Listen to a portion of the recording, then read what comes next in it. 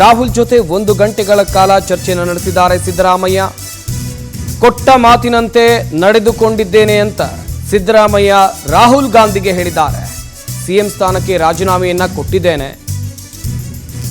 ರಾಹುಲ್ ಗಾಂಧಿ ಸೋನಿಯಾ ಗಾಂಧಿಗೆ ಧನ್ಯವಾದವನ್ನ ತಿಳಿಸುವಂತ ಕೆಲಸವನ್ನ ಸಿದ್ದರಾಮಯ್ಯ ಮಾಡಿದ್ದಾರೆ.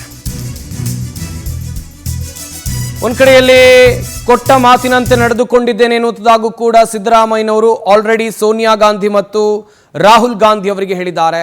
ನಾನು ರಾಜೀನಾಮೆಯನ್ನ ನೀಡಿದ್ದೇನೆ, ನನ್ನ ಬೆಂಬಲಿಗರಿಗೆ ಆದ್ಯತೆಯನ್ನು ಕೊಡಲೇಬೇಕು ಅಂತೇಳಿ ಸಿದ್ದರಾಮಯ್ಯ ನಂಬಿಕೊಂಡಿರುವಂತ ಅವರ ಆಪ್ತ ವಲಯದಲ್ಲಿ ಗುರುತಿಸಿಕೊಂಡಿರುವ ಸಾಕಷ್ಟು ನಾಯಕರಿದ್ದಾರೆ. ಅವರಿಗೆ ಆದ್ಯತೆಯನ್ನ ಕೊಡಬೇಕು, ಬೆಂಬಲಿಗರಿಗೆ ಹೆಚ್ಚು ಸ್ಥಾನವನ್ನು ನೀಡುವಂತೆ ಮನವಿಯನ್ನ ಮಾಡಿಕೊಂಡಿದ್ದಾರೆ.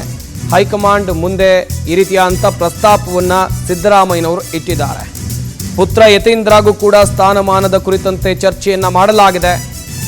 ಕೆಲವೇ ಕ್ಷಣದಲ್ಲಿ ಮಲ್ಲಿಕಾರ್ಜುನ್ ಖರ್ಗೆ ಮತ್ತು ಸಿದ್ದರಾಮಯ್ಯ ಭೇಟಿಯಾಗಿ ಚರ್ಚೆಯನ್ನ ಮಾಡ್ತಾರೆ. ನಾನು ರಾಜೀನಾಮೆಯನ್ನ ಕೊಟ್ಟಿದ್ದೇನೆ, ನನ್ನ ಬೆಂಬಲಿಗರಿಗೆ ನೀವು ಆದ್ಯತೆಯನ್ನ ಕೊಡಲೇಬೇಕು.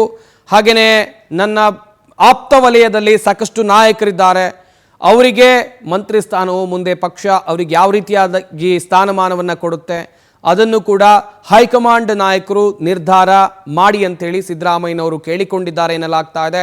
ಇತ್ತ ಅವರ ಪುತ್ರ ಯತೀಂದ್ರ ಸಿದ್ದರಾಮಯ್ಯಗೂ ಕೂಡ ಸೂಕ್ತ ಸ್ಥಾನಮಾನ ನೀಡುವಂತೆ ಮುಖ್ಯಮಂತ್ರಿ ಸಿದ್ದರಾಮಯ್ಯ ಸೋನಿಯಾ ಗಾಂಧಿ ಮತ್ತು ರಾಹುಲ್ ಗಾಂಧಿ ಜೊತೆಯಲ್ಲಿ ಮಾತುಕತೆಯನ್ನ ಈ ವಿಚಾರವಾಗಿ ಮಾಡಿದ್ದಾರೆ ಎನ್ನಲಾಗ್ತಾ ಇದೆ. ಇನ್ನೇನು ಕೆಲವೇ ಕ್ಷಣದಲ್ಲಿ ಎಐಸಿಸಿ ಅಧ್ಯಕ್ಷರಾಗಿರುವ ಮಲ್ಲಿಕಾರ್ಜುನ್ ಖರ್ಗೆ ಅವರ ಭೇಟಿಯಾಗುತ್ತೆ.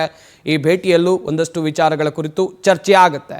ಮುಂದೆ ರಾಜ್ಯ ರಾಜಕೀಯದಲ್ಲಿ ಏನೆಲ್ಲ ಆಗಬೇಕು, ನೂತನ ನಾಯಕನ ಆಯ್ಕೆ, ನೂತನ ಮುಖ್ಯಮಂತ್ರಿ ಆಯ್ಕೆ, ಸಚಿವ ಸಂಪುಟ, ಹೀಗೆ CLP ಸಭೆ, ಎಲ್ಲ ವಿಚಾರಗಳ ಕುರಿತು ಚರ್ಚೆ ಆಗಲಿದೆ. 1 ಗಂಟೆಗಳ ಕಾಲ ರಾಹುಲ್ ಗಾಂಧಿಯವರ ಜೊತೆ ಸಿದ್ದರಾಮಯ್ಯ ಮಾತುಕತೆಯನ್ನು ನಡೆಸಿರೋದು.